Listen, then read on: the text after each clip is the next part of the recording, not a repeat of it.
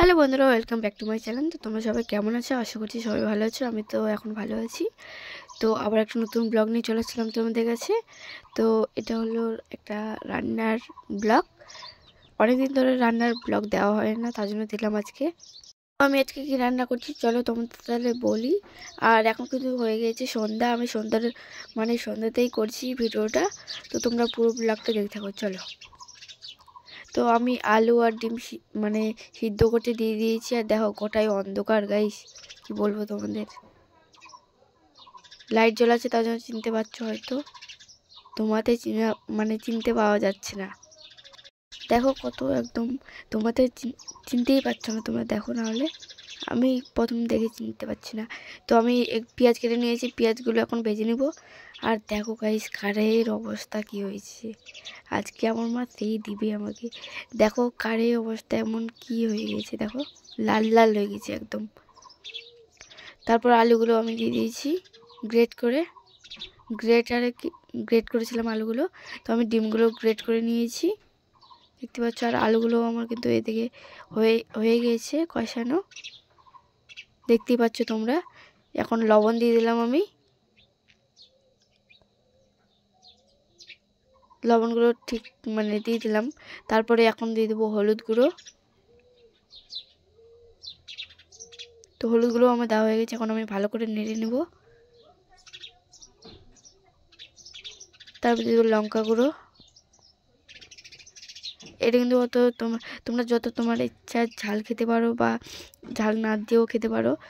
আমার একটু ঝাল ঝাল পছন্দ, তার জন্য আমি ঝাল দিলাম বেশি করে একটু। তো আমার কিন্তু আলুগুলো কষানো হয়ে গিয়েছে, দেখতেই পাচ্ছ তোমরা।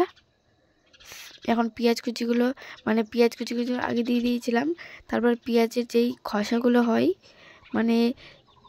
পেঁয়াজটা ছেলে আবার ভিতরে যেগুলো খসা থাকে সেগুলো কিবা করে উপরকারগুলো নিয়ে এখানে দিয়ে দিলাম আমি। তো তোমাদের দেখা দিতে ভুলে গেছি, তোমরা চাইলে করতে পারো। পেঁয়াজটা বড় দিতে পারো, নাও দিতে পারো, তোমাদের ইচ্ছা। তো আমি এখন ডিম গ্রেট করাটা দিয়ে দিলাম। এত টেস্ট গাইস কি বলবো তোমাদের। তো চলো রান্নাটা করে নিই আমি ভালো করে একটু। তখন ভালো করে নেড়ে নিচ্ছি আমি, দেখতেই পাচ্ছ।